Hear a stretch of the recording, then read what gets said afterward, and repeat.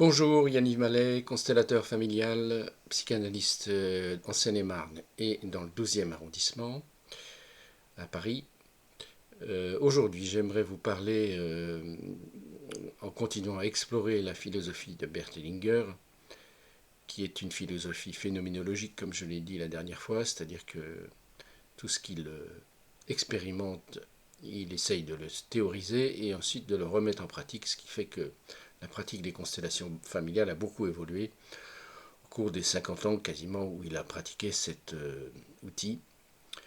Et l'année dernière, il aurait eu 100 ans, donc vous voyez qu'il a beaucoup travaillé à la fois dans le domaine des psychothérapies et aussi dans le domaine des constellations familiales, qui ne sont plus une psychothérapie, je vous le rappelle, et qui donc ne répondent pas du tout aux mêmes lois des psychothérapies, ce qui peut créer d'ailleurs une espèce de malentendu entre le monde de la psychothérapie et le monde des constellations familiales. Ce malentendu est complètement dissipé maintenant en Allemagne, où évidemment tout ça est extrêmement répandu, et commence tout doucement à se dissiper en France, où nous sommes très cartésiens et où les constellations familiales ont du mal à s'installer, du moins d'une manière correcte. Alors aujourd'hui, j'aimerais vous parler d'une phrase absolument essentielle de Bert Hellinger, qui est la suivante. La réussite a le visage de votre mère. La réussite a le visage de votre mère. Alors nous savons bien depuis Winnicott qu'une mère suffisamment bonne apporte aux enfants qu'elle élève une sécurité de base et un élan de vie qui est fondamental à la fois pour les relations amoureuses, pour la vie affective et sentimentale, et aussi pour le monde du travail. Ça, on le sait très bien. Mais une fois qu'on a dit ça, qu'est-ce qu'on fait? Puisqu'on sait très bien que la plupart des mères sont des mères humaines et ont quelque part, on pourrait dire, failli dans leur dans le développement de leurs enfants.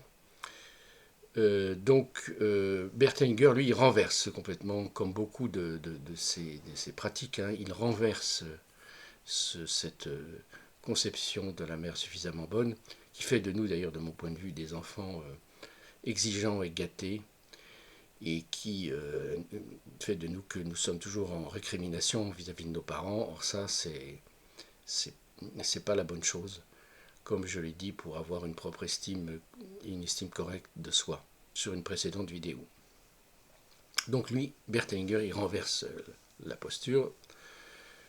Tout est une question de posture, c'est pas compliqué en soi d'un point de vue théorique. Alors la posture, c'est de dire que la mère que vous avez, c'est la mère qu'il vous faut, qu'il n'y en a pas d'autre sur Terre, et que vous êtes aussi l'enfant qu'il faut pour votre mère. Ça, c'est aussi une espèce de forme de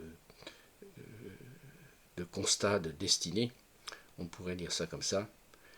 Donc votre mère est celle qu'il vous faut, il n'y en a pas d'autre sur Terre, et donc il va falloir que vous fassiez avec. Et que vous retrouviez l'estime de votre mère si vous l'avez perdue. Certains enfants d'ailleurs ont perdu définitivement l'estime de leurs parents en les critiquant depuis des années, et ça peut être extrêmement compliqué de revenir à quelque chose qui aille dans le bon sens. Alors, par contre, ce qui est intéressant de savoir, c'est qu'est-ce qui peut faire que vous ayez perdu l'estime de votre mère. La première chose pour retrouver l'estime de votre mère, c'est d'être à votre place, comme je l'ai expliqué aussi dans la précédente constellation, vidéo et constellation. retrouver votre place est fondamental, votre place d'enfant par rapport à vos parents, quel que soit l'âge que vous avez d'ailleurs, hein, que vous ayez 5 ans ou 70 ans. Hein, c'est pas, le problème n'est pas là. Vous êtes toujours l'enfant de vos parents. Donc, retrouvez votre place d'enfance, c'est-à-dire essentiellement redonner à vos parents ce qui leur appartient, leurs conflits, leurs traumatismes, avec amour, hein, tout ça. C'est vrai que j'oublie toujours de le préciser, mais tout ça n'est pas fait dans un esprit de revanche, hein, il est fait dans un esprit d'amour et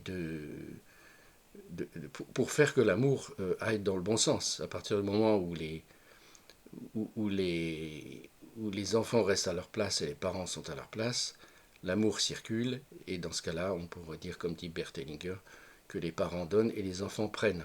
Hein. Et le sens, le flux de la vie, le flux de l'amour va dans le bon sens. Donc retrouvez votre place d'enfant.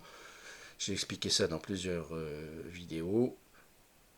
Retrouvez votre place d'enfant aussi dans le triangle oedipien, c'est-à-dire ça, c'est des conceptions plus psychanalytiques, mais Bert Hellinger a aussi très très bien développé tout ça, c'est-à-dire que vous ne devez en aucun cas participer au conflit entre papa et maman, vous ne devez en aucun cas prendre parti pour l'un ou pour l'autre, quoi qu'ils aient fait, tout ça vous dépasse largement, et vous leur laissez tout ça, c'est des histoires de grands, comme dit Bert Hellinger. J'ai parlé beaucoup de ça dans la vidéo sur l'oubli spirituel.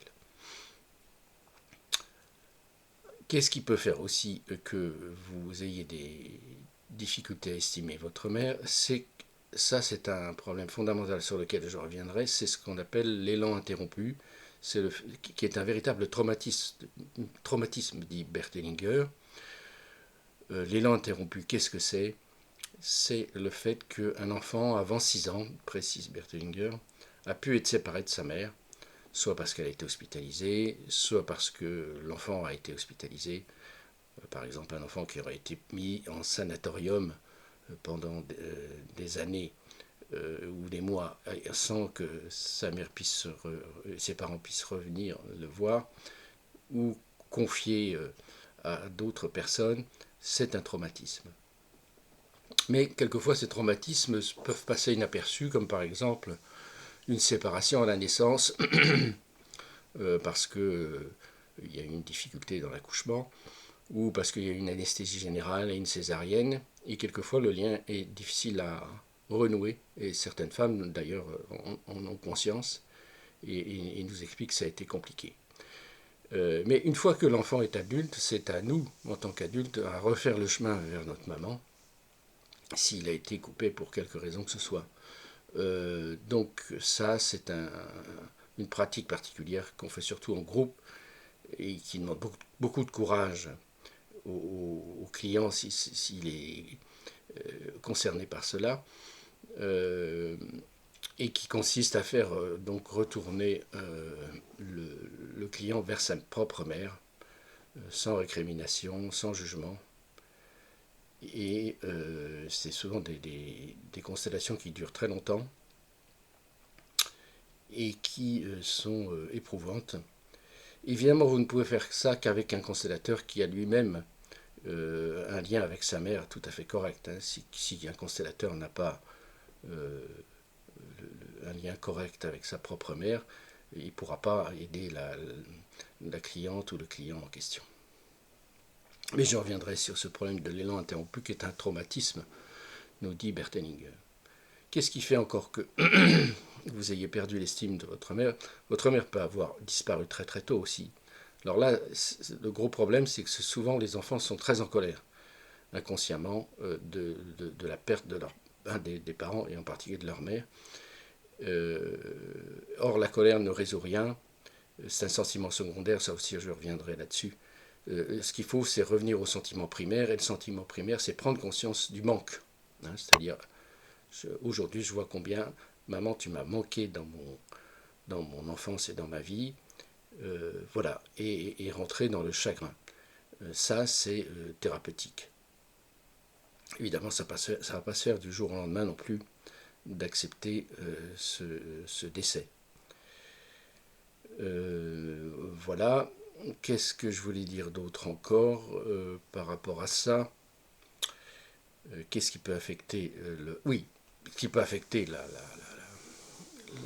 la relation à votre mère, c'est que son amour soit dirigé ailleurs. Supposez qu'elle ait perdu sa propre mère ou son premier grand amour, par exemple.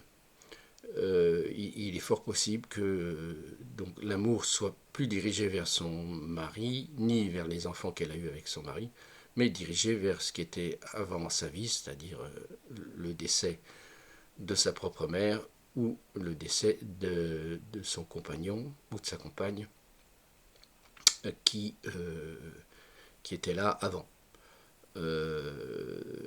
Donc là aussi, c'est toujours la même chose, c'est prendre conscience. Hein.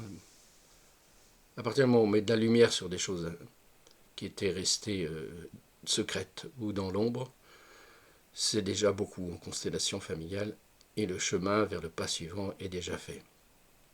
Prendre conscience que l'amour de votre mère va ailleurs que vers vous.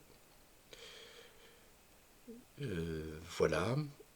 Donc je crois que j'ai à peu près tout dit. Je regarde un petit peu sur ma fiche si c'est le cas. Voilà, ce qu'on peut dire, c'est que, en effet, à partir du moment où vous avez des reproches incessants ou des récriminations vis-à-vis de vos parents, et en particulier vis-à-vis de votre mère, vous entachez cette relation et entachez aussi donc votre propre élan de vie. Pourquoi? Parce que tant que vous êtes tourné vers vos parents en leur demandant des choses qu'ils ne vous ont pas données, vous n'allez pas de l'avant. Hein. D'un point de vue postural, si vous regardez vers l'arrière, vous ne regardez pas vers l'avant. Si vous regardez vers l'arrière de manière compulsive, c'est-à-dire de manière répétitive. Hein. Il faut regarder le passé, mais une fois qu'on l'a vu, vous laissez ça au passé. Le passé a le droit d'être terminé, comme dit Bert Hellinger, et vous vous tournez vers l'avant. Voilà, je crois que c'est à peu près tout. Je crois que j'ai rien oublié.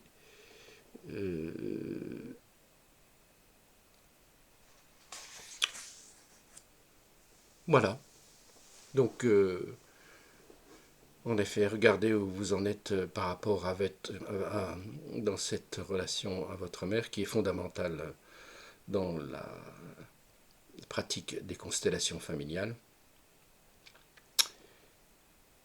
et qui conditionne donc toute votre vie affective puisque vous allez avoir tendance, si vous n'êtes pas complètement je dirais, à l'aise dans la relation à votre mère, vous allez avoir tendance à avoir peur de renouer des relations, par peur justement de retrouver les différents traumatismes que vous avez vécus dans votre vie passée, en particulier quand il s'agit de l'élan interrompu. Hein. Voilà, mais je reviendrai là-dessus dans une autre vidéo sur l'élan interrompu qui est fondamental. Bonne réflexion.